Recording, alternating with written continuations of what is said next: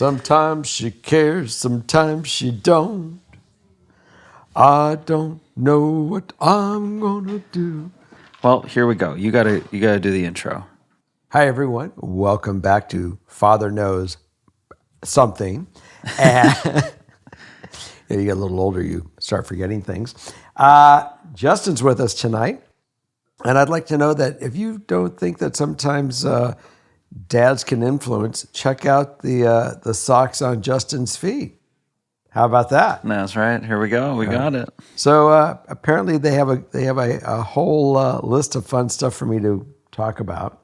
That we do. And we're going to have an interesting evening, I'm told. So let's see how we do and where we go. We have Holly. Guest star. We'll see how she reacts to any of this. Yeah. So let her rip.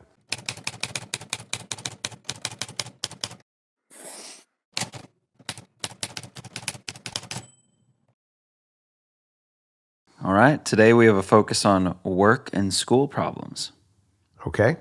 which I think you have a lot of experience in. So, starting off, hi, unofficial surrogate dad. Nice. Starting off a little compliment here. Your podcast is very calming to listen to, and I've already covered topics I was going to write in about, which was oddly calming, and I've taken the advice you gave in the previous instances, and it has helped greatly. Oh, that's wonderful. I'm glad to hear it.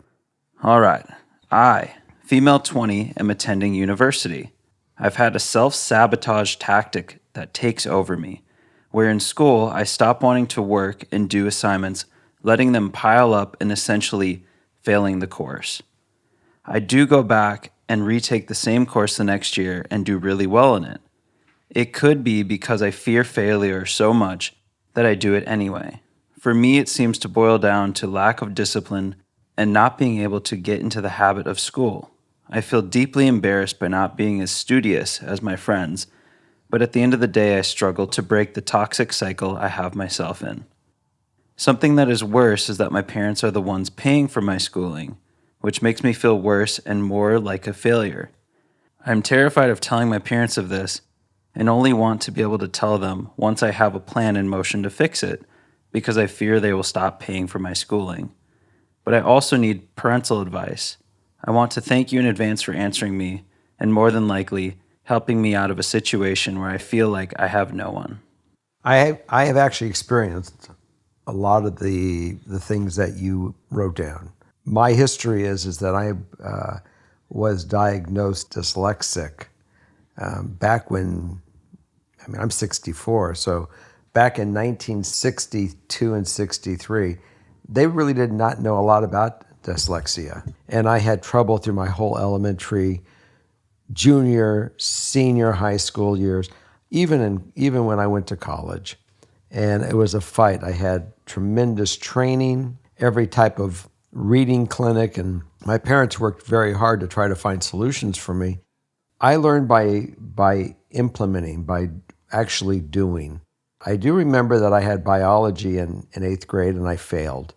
And I went and did it again in summer school. In summer school, the teacher that I had made a complete difference in the way that I got educated.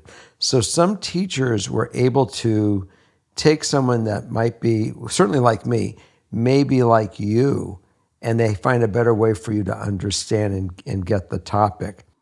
Next to that, if they can't, then it's up to you to be able to say, this may not be the teacher for me, or you need to go find someone that can put you in the situation that you can learn and grasp it. Everyone has their own way of finding that groove. So I regret not trying to work harder back when I was younger, but maturity comes into play hugely in this thing. And apparently you have the maturity to recognize it, and you obviously sound like you're really trying to do it. You're obviously bright. I think most people are bright if they allow themselves to believe it and get through these hurdles that prevent them from getting the information and applying it. In my case, I feel like school always feels very daunting when you first start a class. And I think the assignments and papers and tests can get very overwhelming. Mm-hmm. In my case, I thrived by having a relationship with the teachers. I always would go to office hours. I would take the extra time and care to show more of an interest in the class. And what it led to was an actual passion to learn the topics, But- to see the beauty in their teaching.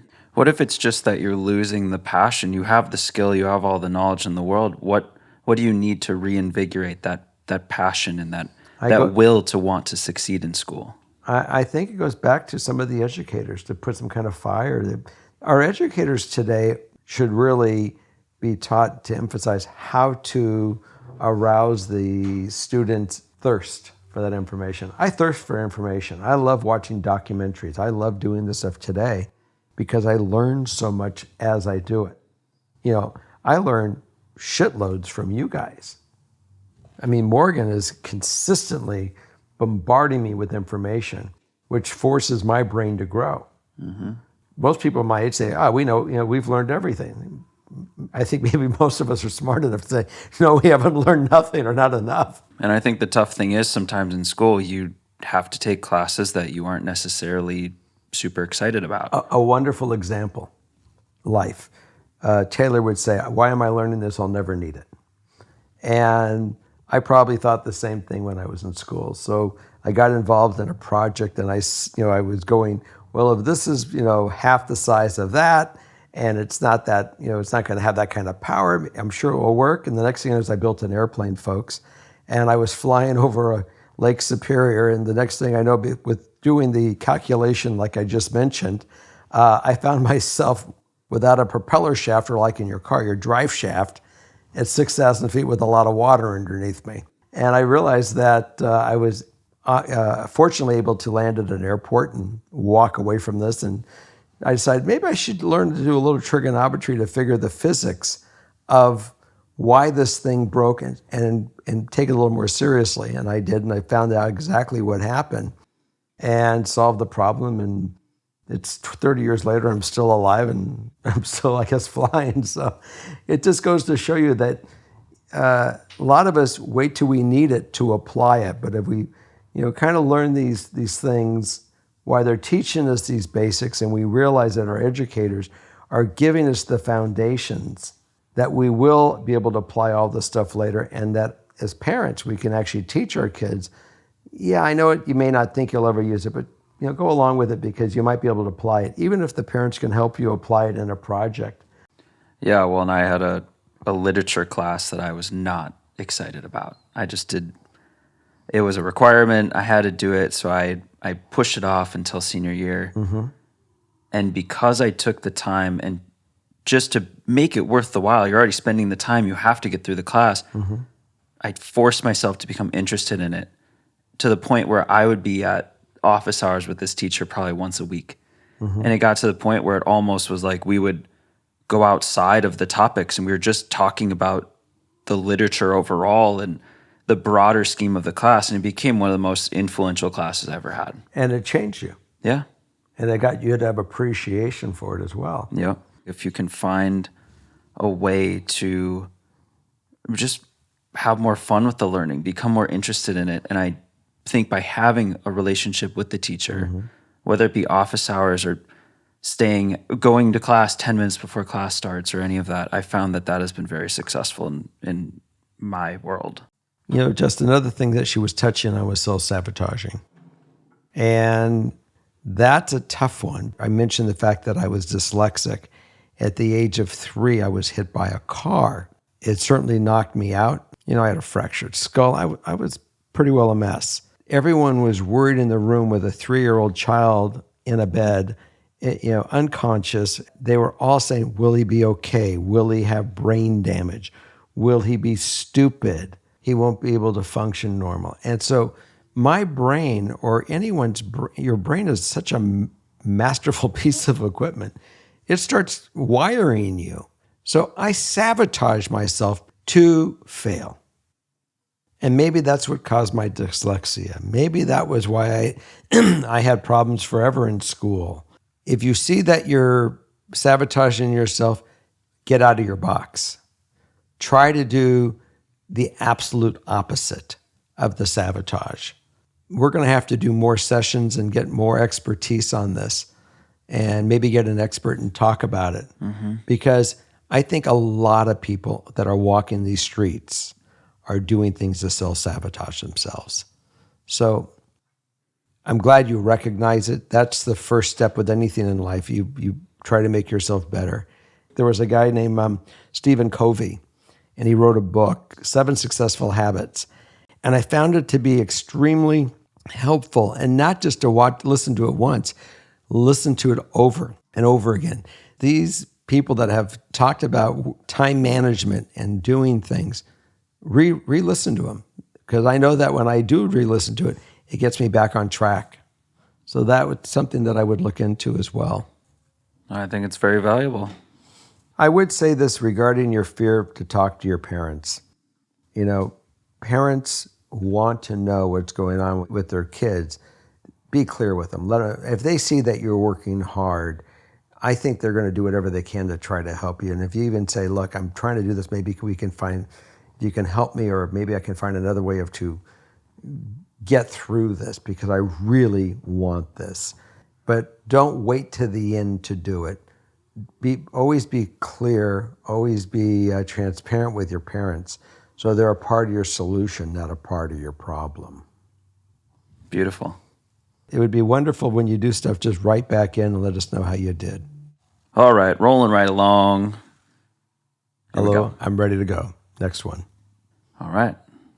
I think my boss is kind of an idiot, and it's making me feel like I'm wasting my time. I got this job because it's a dog-friendly office and I got a puppy, but he's still way too baby to be left alone at home. This isn't a job I plan to have forever. I'm currently applying to master's programs so that I can eventually do what I'm really passionate about, but this job is seriously sucking my soul. So, for the sake of my puppy, should I keep working this job that kind of makes me want to throw up every time I go in? Or should I quit while I'm ahead since I already know that this isn't forever? Good question. Very good. As I was listening to the question, my first instinct was good job, bad job, every experience you have. When you do something, you say, God, that was horrible. Today was a tough day. Every time you have a negative experience, there's something positive that comes out of it. It teaches you how to deal with a situation. If the work you are doing is great and you're learning something from the work and you're succeeding in your work, then my answer is battle it out. If you find a job that will be able to deal with the fact that you have a dog and that's important to you to have it work, go to the next step. You'll grow. No matter what you do, as long as you're growing, you'll be fine. I mean, this is a decision you have to just make if you want to stay there or not stay there. But either way, you're getting great experience. And the tougher the experience, probably the more and faster you're going to grow. Yeah, it'd be more of a short-term kind of annoying situation. Yeah, but you learn something with those short. Yeah. And patience. Everyone uses this word type A, type B personality. And when I was in my 20s and 30s, I was high strung. I mean, I was successful. I would go to work at 6 a.m. and I would pound it till probably 7 p.m. When I got into some of the projects as I got older, I realized as much as I may FedEx an item to complete the project, like yesterday, I would order this part to come overnight the next day. That part would sit on the shelf for 2 months. Yeah. And I finally realized you don't have to be such a type A. You can do your work, do the things that you want. Life is about patience. It will come to you. Keep moving yourself forward, but don't shortcut it. I would go back to seeing if you're being challenged. If you find your work that's challenging you, that's great. Stay with it, and especially if it's puppy friendly. If you don't find that it's challenging for you and it's just mechanical, you may want to think about it. It's going to challenge you a little bit more. Maybe that is part of what you're feeling. Well, just maybe for the sake of the puppy, Stay in it if it's convenient for now. You Well, already know it's temporary. You already know you're going to go to master's programs. And the puppy's it's only 2 more months before the puppy is really going to be able to stay at home. 3 So months. maybe just push on for a little bit, and then unless something really spectacular pops up. I mean, just because she ate the bed one day, and I came home and her door was chewed up, and she thinks her name is Hooch. Yeah, so just keep trucking along. There's no follow-up, but send us pics of the puppy, please. Yeah. All right, here we go. We got a really long one. So it's presented as a problem, examples of the problem, and then the question. Okay. So we're going to go through multiple examples Okay, here. let's go through the problem first. Problem is, All right, sorry for the long post, but I think my coworker has something against me because of my age. okay, My coworker, I don't know her age, but guessing probably 60 plus, and I, 22 female, are having some sort of petty underlying issue. I have asked family and friends for their input, but I would like an outsider's opinion. My coworker is my boss's best friend, and they are both little old ladies who own a ballet studio. I recently took over a position of another woman who was not performing her job correctly and always showed up late. I do everything I can to be the best employee and prove I am not the same as her. Keep in mind, all of my coworkers are 40 plus and I am in my 20s, so I am the youngest and recently graduated from college. My coworker always made it very clear that she hated this past woman in the position and felt new people out of college were not mature enough to be teaching young kids. I do my best to not be that woman. I always show up early. I provide stickers and candy for my student ballerinas and whatever else I can to help them have fun. It all started when I began as an intern and everything was great. I remember there being no drama or anything until after we had a conversation about how my boyfriend is in the military. I was talking about how if we got married one day and he got restationed in a new state, I would go with him, but that was years away. After that, she got weird. I later was officially hired after they let the other woman go. Little incidents happened where the candy I bought for my students got stolen and I was missing stickers. I would always find all of it upstairs and I would take it back. We had a staff meeting before this school year and I remember being texted to show up to the meeting at noon for lunch. I left my home in time to be there at 11:45 so I could be early. I get a phone call around 11:15 from my boss asking where I was. I was confused because I looked at my text and it clearly said noon. Apparently everyone else was already there and they were just waiting for me. I was told the wrong time. When I showed up, I was embarrassed, but I didn't know what to say. Everyone just looked at me, but I didn't say anything because I didn't want to be mean and blame the mistake on my coworker, but I knew it wasn't my fault. Another incident happened not too long ago where I just got to work. I came into the studio and went to my workspace to get my schedule, music, and class rosters together. Not long after, she came downstairs and looked at me and said, "Oh, you're here. Had to make sure you were actually going to show up." I've never been late before, never once showed up at a wrong time other than the time that was her fault. Mm-hmm. But I took that backhanded comment and smiled and walked away. Again, I don't want drama. Another incident happened in front of my boss. Growing up, I had ballet classes all the time, and often other teachers would come in and interrupt the classes to have convos with my teachers. I hated it because the students would have to stand around and wait for our teachers to start teaching again.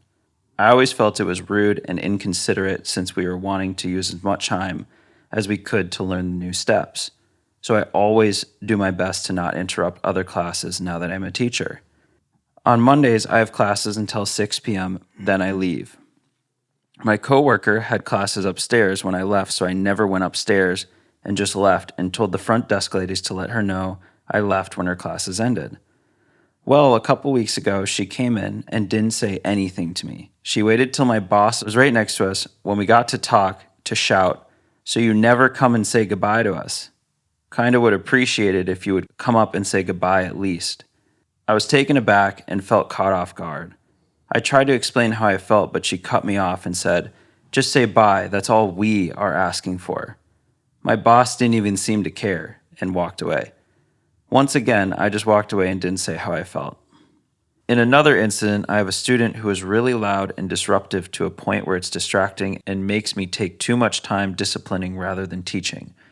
I tried asking her advice to see ways to help the situation, and she only responded with, well, maybe you need to be more patient. Maybe the kid has ADHD, and you have to understand kids with ADHD are a little more difficult to deal with.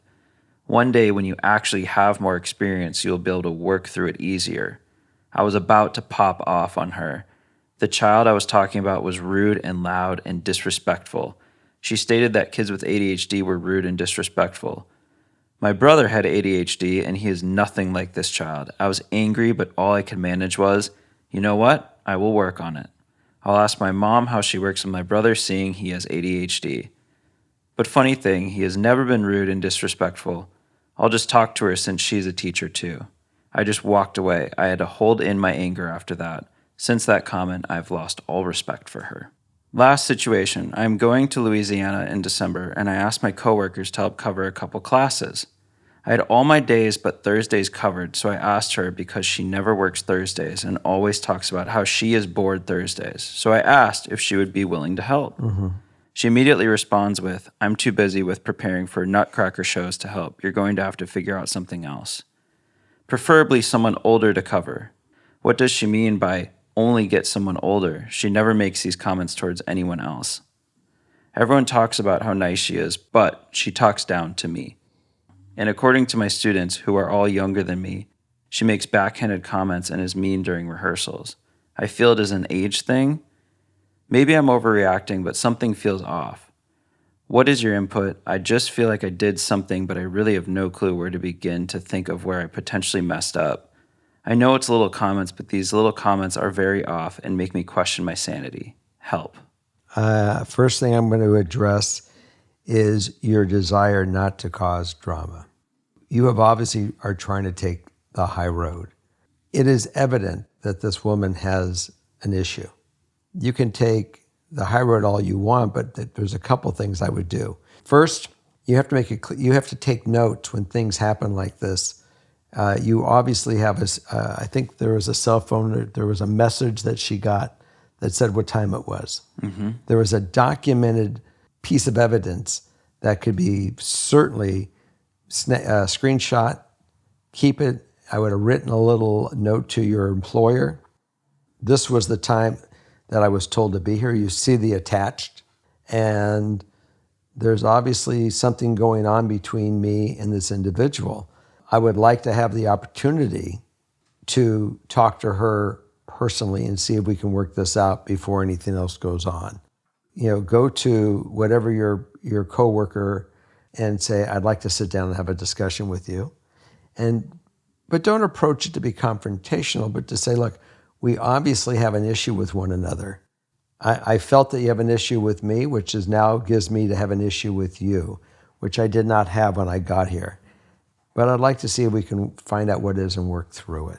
Mm-hmm. If you find that this doesn't work and you can't find what's really bugging her, if it's just the fact that she's jealous of your age, the fact that you are at a place in your life that she is not, I don't know what her issue is. But I'm not Karnak as Johnny Carson used to have. He'd put the envelope there and he'd know the answer. Yeah. But that's taking the bull right by the horns and being very adult, very mature. Do that first, and if not, then I think you have to go back to your boss and say, look, there's an issue. And if we can't work it out through the three of us, then maybe it's best that I'm not a part of this. Because you also have to think about your own health. I had a similar issue. I started in a company when I was 7. Actually, I was 13 when I started sweeping floors for these people. They were friends of my dad's. By the time I was 21, I was working full-time for this company. And I was, making a wonderful living, that most 21-year-olds never got. And everything was based also on a bonus. And my bonus didn't come in one year. And I was very upset. In fact, I was devastated. And I literally went to the boss and I said, I have an issue that's going on with these reviews. And he said, well, your next boss up is this guy named Max. And Max, I think, was really worried that I was coming on very strong, very young and aggressive, and I was after his job. I was never after his job. I wanted to learn to be groomed for the top position one day, not just his position. And I told that to my boss, that I think that if you look at my numbers, you'll see that everything I've done was right. And I don't know what this guy Max was talking about, but there was obviously a conflict. And I tried to get it resolved with the boss. I didn't even go to Max I thought I actually did go to him, and I got nowhere. And that's when I decided it's time to go up and have a conversation. And at the end of the day, nothing worked right. So do I regret going to them? No, because the boss had a different idea that when he died, that was the end of his company. And I did not know at the time that he was already sick, and he died within a year after that. And the company was closed immediately. But you have to handle things to be clear and forward. Everything that I think that you were doing as far as teaching was beautiful. And it might be just different than what she's used to. I don't know. Well, and maybe it's worth sitting down with the coworker and the boss. Yeah, well, I would definitely do. I would first sit down. I would go to the boss first and explain with the evidence. And then I would say, I don't want to really drag you into this thing yet, but I'd like to have a conversation with her and I and see if we can work this thing out. Yeah, that's great. And if that, like I said, if that fails, then the three of you have to sit down. And then if that fails, then you just have to start making a decision, what's the best thing for you, staying there or saying, you know something, this isn't working out for me, because I'm not telling you to fire her, Yeah. but I'm telling you that it's not going to work for me. And if you want to make a change, I'll give you an opportunity to do so. Sure. But you can't keep putting yourself to being abused. It's not healthy for you. Her ideal outcome was I just need to know if I'm imagining it. I just want a mature way of handling the situation without blowing up. I don't think you're imagining it. Just want a mature way of handling the situation without blowing up on a 60-plus-year-old woman. There you go. I think that we've answered that. I believe so. So we got one last short one with me. And then we switch. On to the next. Let's go. I just got a well-paying job as a personal trainer, and I know my boss has a thing for me.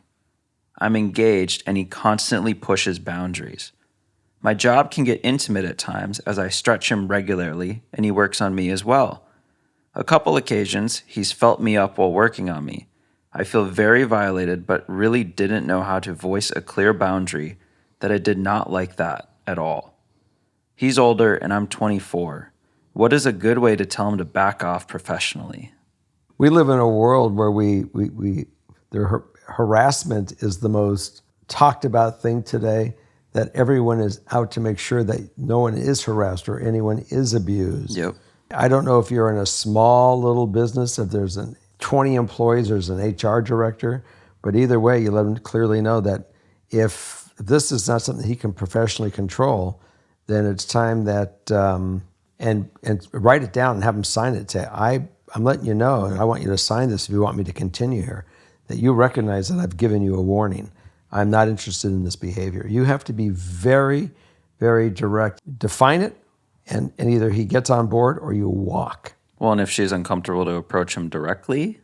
She has to approach him directly. And maybe involve an HR?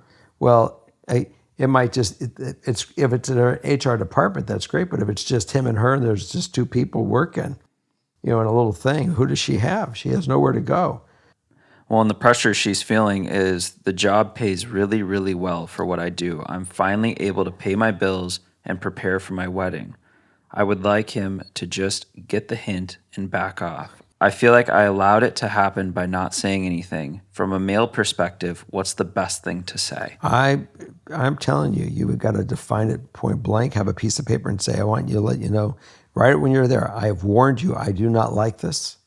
This is not acceptable. If you want me to continue to work here and work with you, then you've been notified of these behavior issues that I have, and I'll stay on if these never happen again. And if they do happen again, I am leaving, and I may file charges against you of harassment. Be aware. You can't let the almighty paycheck change your value in this thing. Take note what happened in the Harvey Weinstein trials and what the behavior this guy had with hundreds or maybe thousands of women over a period of years. These predators are bad. You don't need to do this. If you're talented in your work, even if you're just learning, there are many other places you can go that will treat you with the respect, and you won't have to live through these behaviors. You're not getting the salary you're getting, I hope, because he feels he can go abuse you. You're getting the money you make because he's training you, or you are proficient at what you do.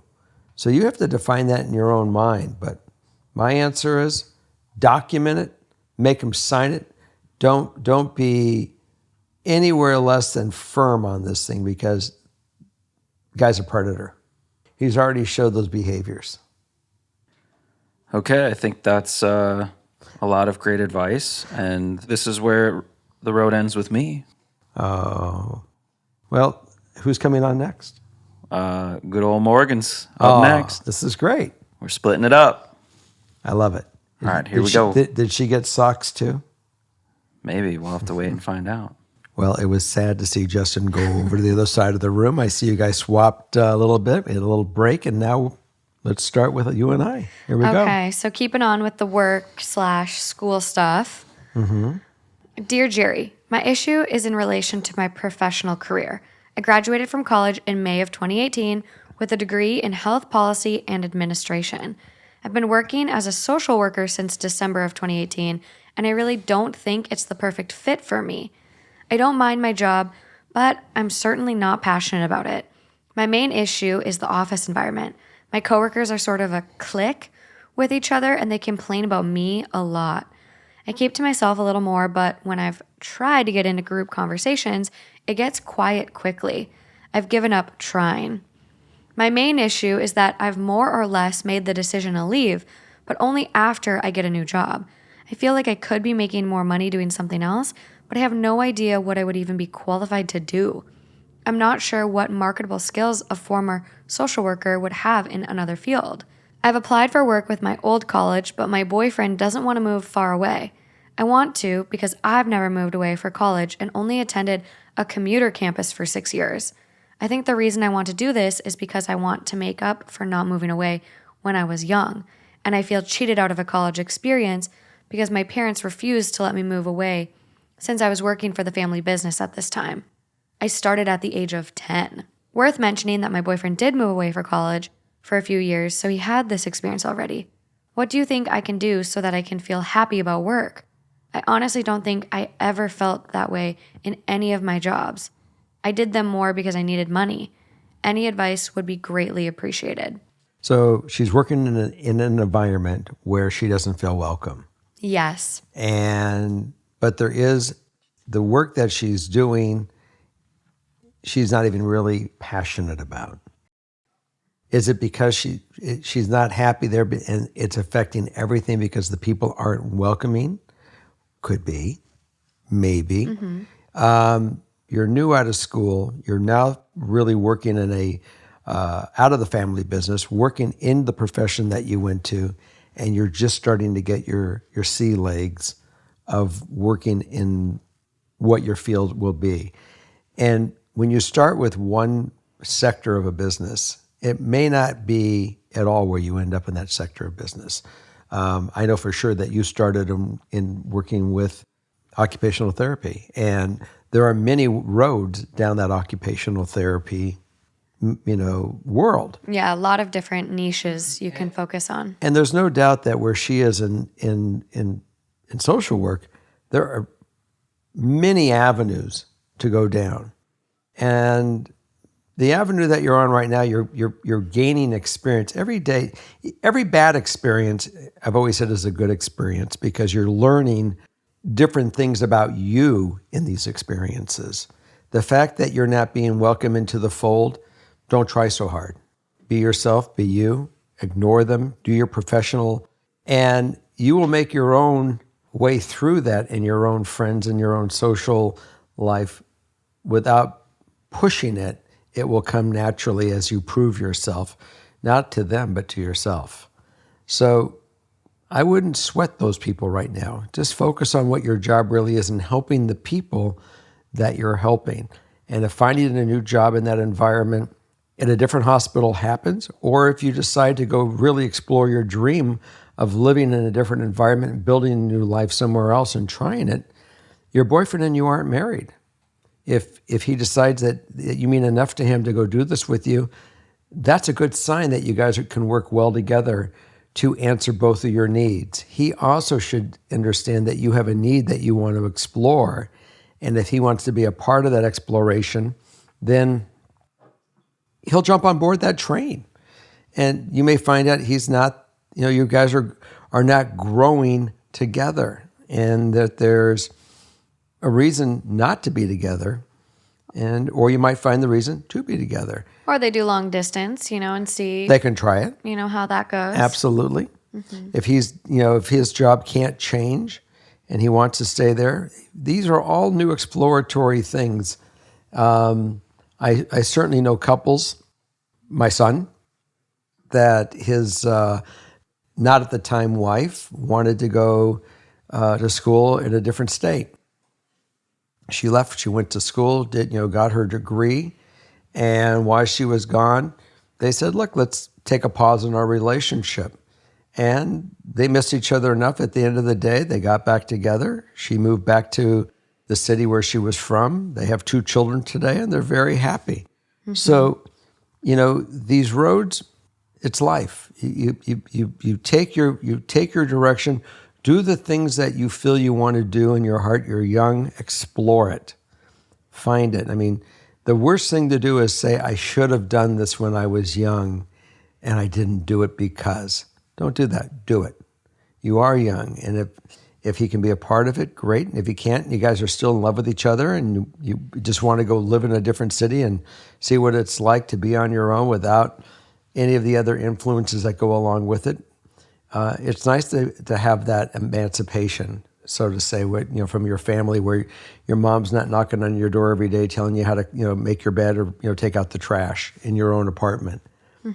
So my advice is don't, on step 1 with the job you're in, if the decision is that you don't want to leave yet and you want to wait till a different opportunity shows up, then focus on what you're doing. Focus on doing it better. If you want to explore other avenues in social work that you're not currently doing, go explore those other avenues, because I know they're out there. There's so many different areas of social work that you can go in. I think a thing to even consider for this listener is travel work. You can actually apply for short-term contracts, 3 months, 6 months, and you get paid way more, and there's a shortage of social workers. So if social work is it, that's that. So the main issue is she's leaving her job. I feel like I could be making more money doing something else, but I have no idea what I would even be qualified to do. I'm not sure what marketable skills a former social worker would have in another field, which don't sell yourself short, because you have a degree in health policy and administration, and there is a need. I think, this pandemic especially has shown how big of a need we have in healthcare and health policy. So social work is an amazing, amazing skill. And I think experience is valuable. But she might just be burnt out with the idea that she even wants to be involved in any kind of social work. She may decide, I want to go be an inventor. But that's what I'm saying. Don't sell yourself short. Right. Any experience you've had in life, whether it's social work or whatever, it works. You're going to have marketable skills. Look at works. what you're doing. Are you multitasking and able to manage a high stress workload? Yes. That applies. You're dealing with people, and people skills are the most important thing for any job. Yes. If you want to go into medical sales, if you want to go into any kind of brokerage business, anything, you have to know how to talk to people, and you have to know how to, to listen to what they may have to say. If you're doing a social work, you are listening to what people say. You are following through, you're documenting, you're writing. All these skills that you are doing as a social worker is applicable in anything, in any job that you can make, other jobs that you can make a living at.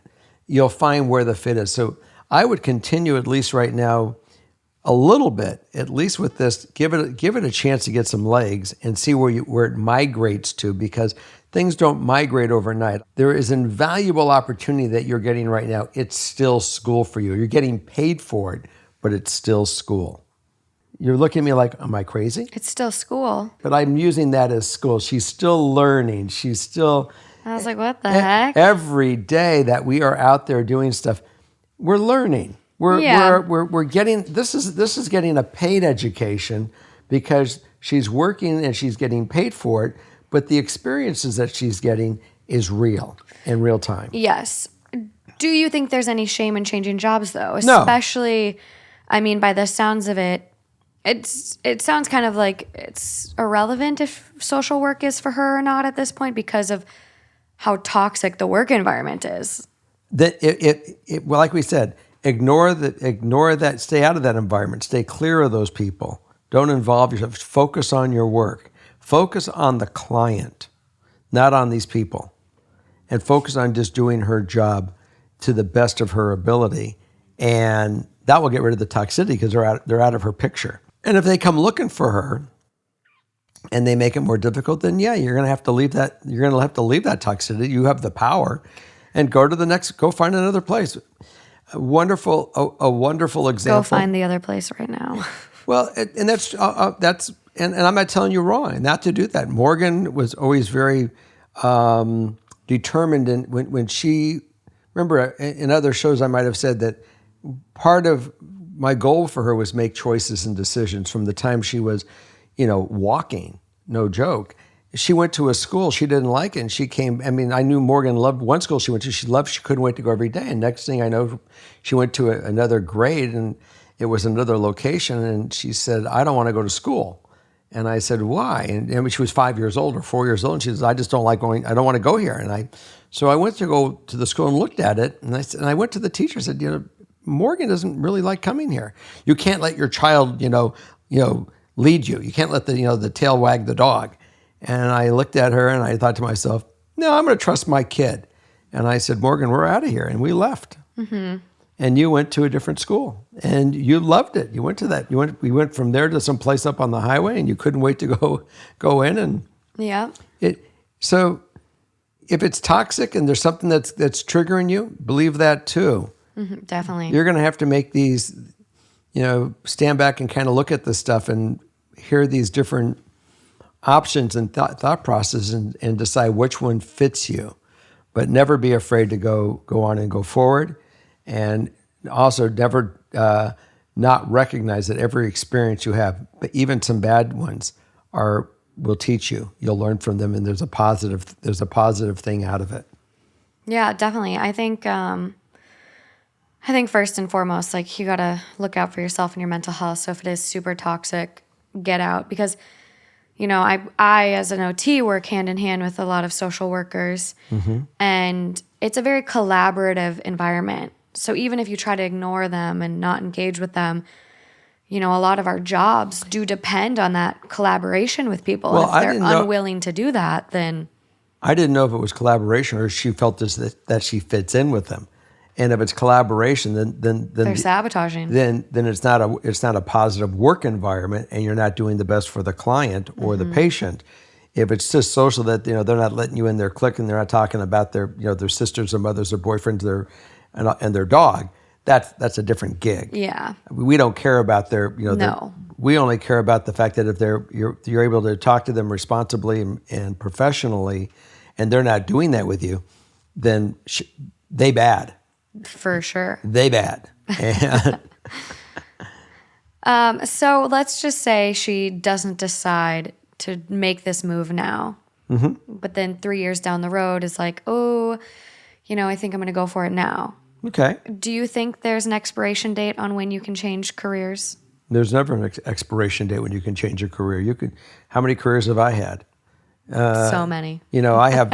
I'm an inventive mind, and I like to experience, new things to try. So, never be afraid to venture out and expand that's expanding yourself. That's not hurting yourself. You're opening new opportunity. You're opening new experiences to grow. So, absolutely, there is no timeline on changing a life path. Currently, I'm on a life path of doing a podcast, and I used to make the largest cranes in the world. So, I mean, Yeah, you can make all different kind of changes. for sure. When asked about an ideal outcome, they say, my ideal outcome would just be that I feel happy at work and in life in general.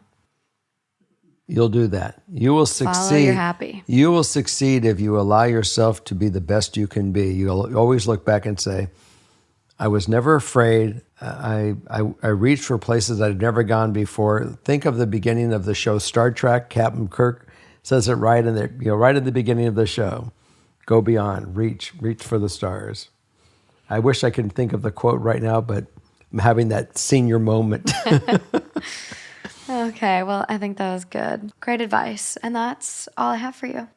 Well, it's wonderful for you guys to hang out with us for another episode, and we look forward to you next week. And have a great one. And go create something. There's a good positive coping strategy tip. Okay. Good night.